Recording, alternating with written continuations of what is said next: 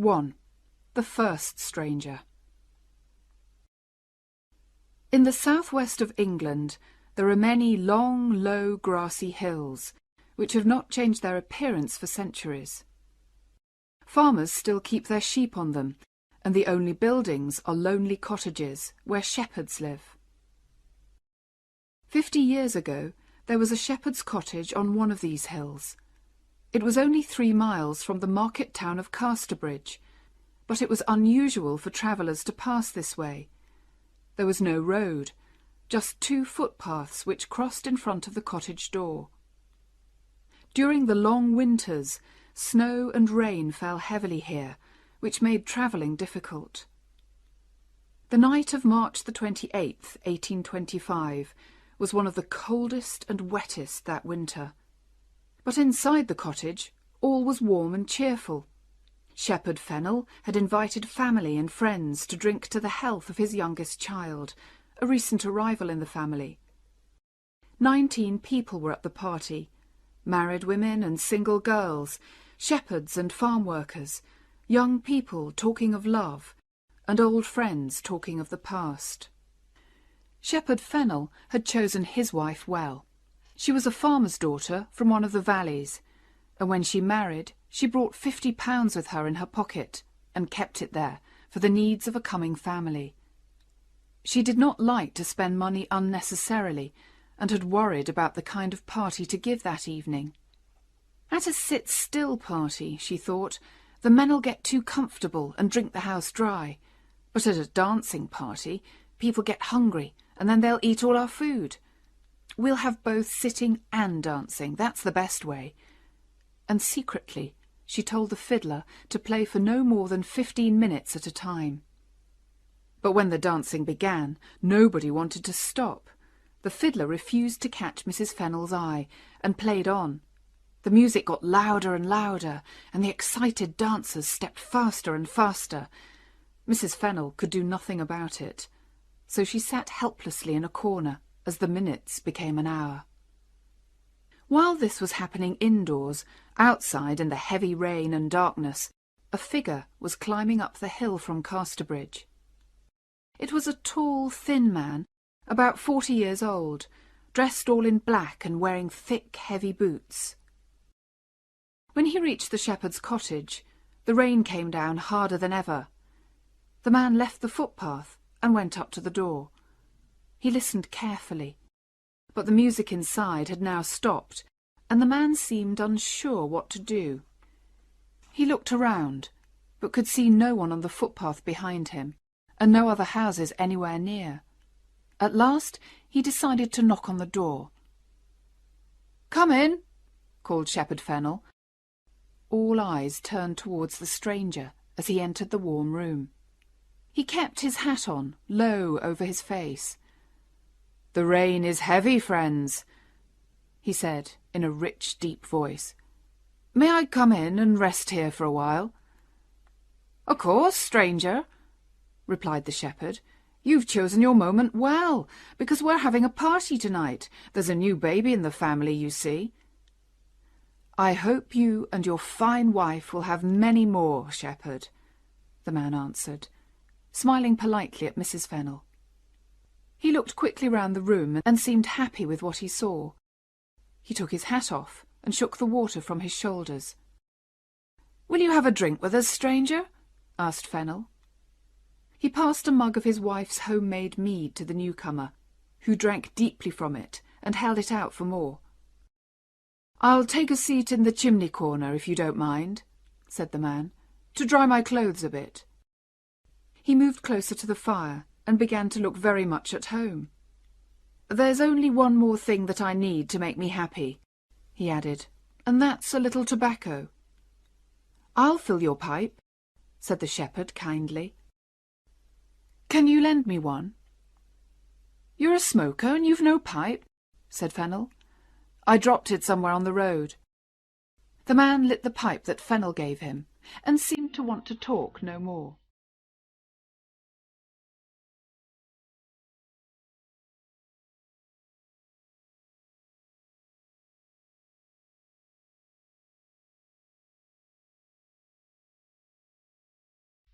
2. The second stranger. During this conversation, the other visitors had not taken much notice of the stranger, because they were discussing what the fiddler should play next. They were just getting up to start another dance, when there was a second knock at the door. At this sound, the stranger turned his back to the door, and seemed very busy trying to light his pipe. "Come in," called Shepherd Fennel a second time. In a moment, another man entered. He, too, was a stranger. This one was very different from the first. There was a more cheerful look about him. He was several years older, with greying hair and a full reddish face. Under his long wet coat, he was wearing a dark grey suit. "I must ask to rest here for a few minutes, friends," he said, "or I shall be wet to the skin before I reach Casterbridge." "Make yourself at home, sir," replied Fennel, a little less warmly than when welcoming the first stranger. The cottage was not large, there were not many chairs, and these newcomers brought cold, wet air into the room. The second visitor took off his coat and hat, and sat down heavily at the table which the dancers had pushed into the chimney corner. He found himself sitting next to the first stranger, who smiled politely at him and passed him the mug of mead. The second man took it, lifted it to his mouth, and drank without stopping, watched by Mrs. Fennel, who was not pleased at this free drinking of her best mead. At last, the man in the grey suit put down the mug with a happy sigh. "That's wonderful mead, Shepherd," he said. "I haven't tasted anything as good as that for many years." "I'm pleased you enjoy it, sir," replied Shepherd Fennel. "It's goodish mead," agreed his wife, a little coldly. "Made from our own honey, of course, and it is trouble enough to make, I can tell ye, but we may not make any more. Honey sells well, and we don't need much mead for ourselves." "Oh, but you can't stop making this," cried the man in grey. He took the mug again and drank the last drop. "I love mead, as much as I love going to church on Sundays, or giving money to the poor." "Ha, ha, ha," said the man by the fire, who seemed to enjoy the stranger's little joke.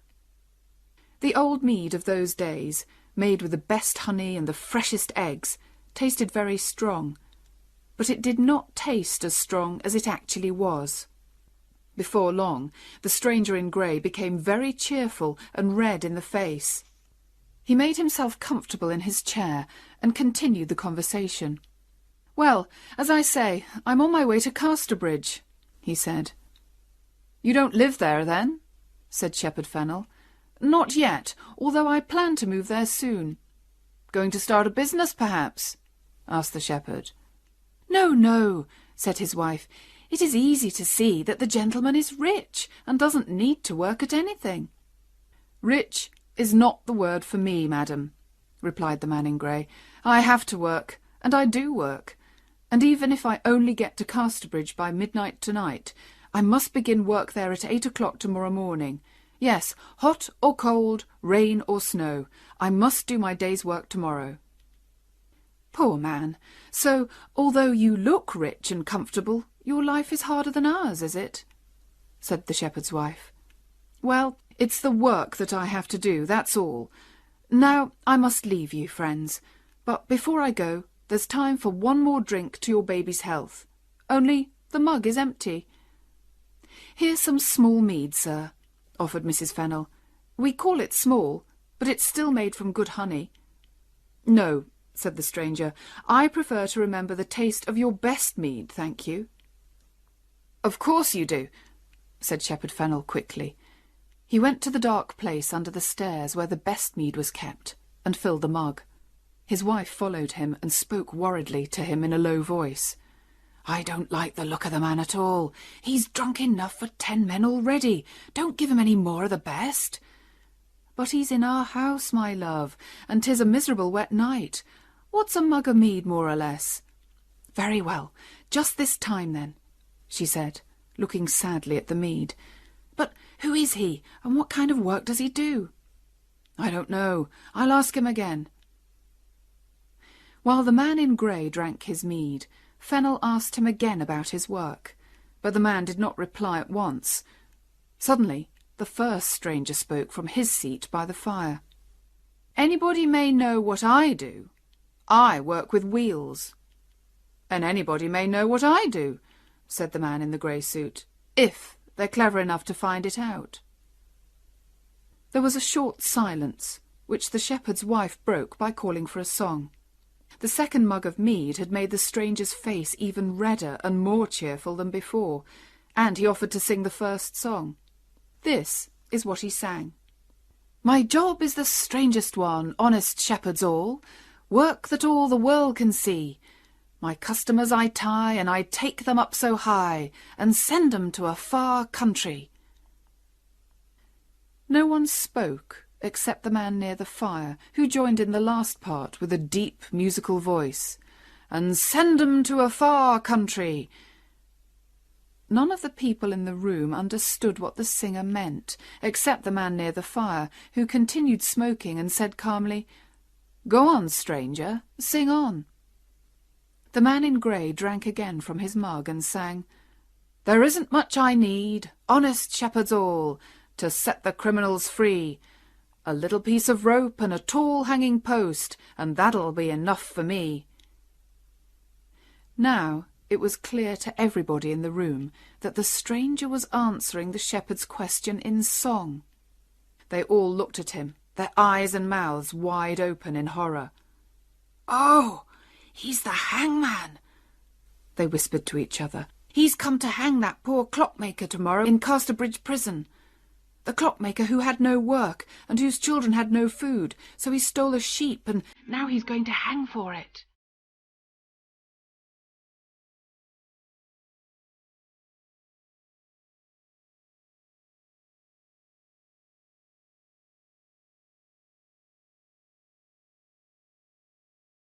(3) The third stranger.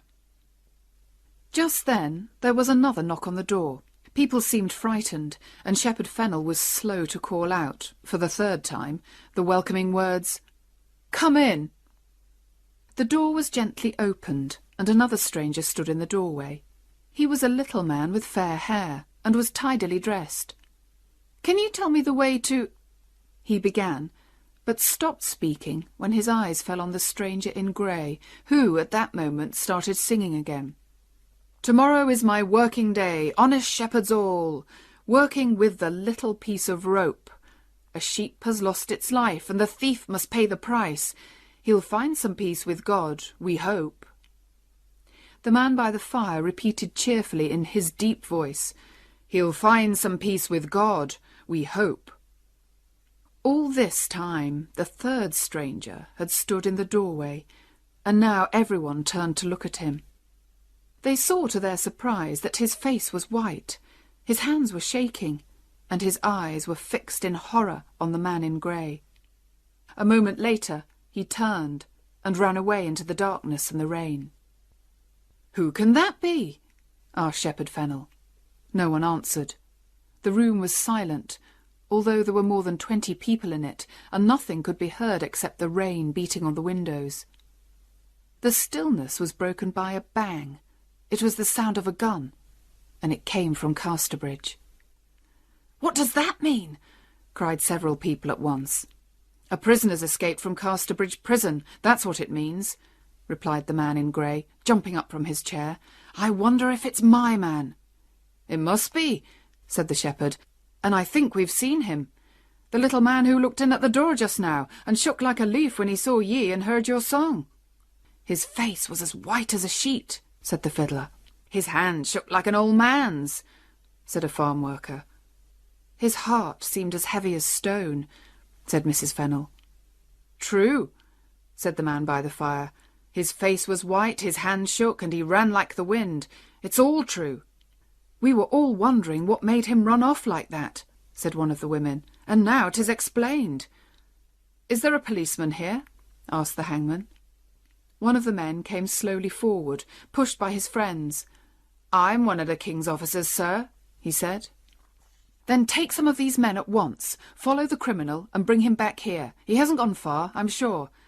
"I will, sir. I will when I've got my uniform. I'll go home and put it on and come back here immediately," Uniform? Never mind about your uniform. The man'll be far away by that time. But I must have my uniform. There's the king's name on it in gold. I can't arrest a man without my uniform on. I'm a king's man myself, said the man in grey coldly, and I order you to find and arrest this man at once. Now then, all the men in the house must come with us. Are you ready? The men left the cottage to start their search, and the women ran upstairs to see the new baby, who had begun to cry loudly. But the living room did not stay empty for long. A few minutes later, the first stranger came quietly back into the house. He cut himself a large piece of cake and drank another mug of mead. He was still eating when another man came in just as quietly. It was the man in grey. "Oh, you here," said the hangman, smiling. "I thought you had gone to help look for the prisoner." "And I thought you had gone too," replied the other. "Well, I felt that there were enough people without me," said the man in grey, helping himself to the mead. "I felt the same as you.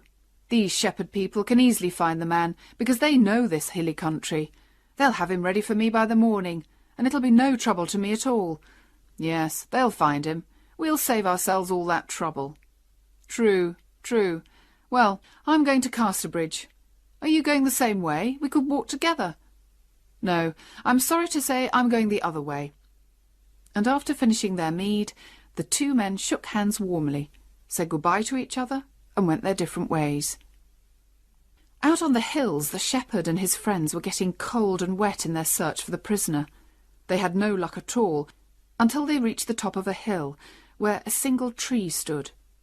Suddenly, they saw the man who they were looking for, standing next to the tree. "Your money or your life!" cried the policeman loudly. "No, no," whispered the shepherd. "That's what robbers say, not good, honest people like us." "Well, I must say something, mustn't I? You don't realise how difficult it is to remember what to say." The little man now seemed to notice them for the first time. "Well, travellers, did I hear you speak to me?" he asked. "You did," replied the policeman. "We arrest ye for not waiting in Casterbridge prison for your hanging tomorrow." The little man did not seem at all afraid, and to everyone's surprise, agreed with great politeness to go back to the shepherd's cottage. When they arrived there, they discovered that 2 officers from Casterbridge prison and a judge who lived nearby were waiting for them. "Gentlemen," said the policeman, "I've brought back your prisoner. Here he is." "But this is not our man," cried one of the prison officers. "What?" said the judge. "Haven't you got the right man?" "But then who can this man be?" asked the policeman. "I don't know," said the prison officer. "But our prisoner is very different. He's tall and thin, with a deep musical voice." "That was the stranger who sat by the fire," cried Fennel. The little man now spoke to the judge for the first time. "Sir," he said, "I must explain. I've done nothing wrong. My only crime is that the prisoner is my brother. Today I was on my way to visit him in Casterbridge prison for the last time, when I got lost in the dark. I stopped here to ask the way, and when I opened the door, I saw my brother sitting by the fire. Right next to him was the hangman who'd come to take his life. My brother looked at me, and I knew he meant, 'Don't tell them who I am, or I'll die.' I was too frightened to do anything except turn and run away." "And do you know where your brother is now?" "No, sir. I haven't seen him since I left the cottage." "And what's his job?" "He's a clockmaker, sir. He said he worked with wheels," said Shepherd Fennel. "He meant the wheels of clocks and watches, I suppose." "Well, we must let this poor man go," said the judge. "Clearly it's his brother who is the wanted man." And so the little man left the cottage with a sad, slow step. The next morning, men were out on the hills again, searching for the clever thief. But the shepherds and farm workers did not look very carefully. They did not think the man should hang just for stealing a sheep, and they liked the wonderful coolness that he showed when sitting next to the hangman at the shepherd's party. So the prisoner was never found, and the man in grey never did his morning's work in Casterbridge, nor ever met again the friendly stranger who had sung the hangman's song with him by the shepherd's fire. The grass has long been green on the graves of Shepherd Fennel and his wife, and the baby whose health was drunk that night is now an old lady. But the arrival of the three strangers at the shepherd's cottage, and all that happened afterwards, is a story as well known as ever in the hills and valleys around Casterbridge.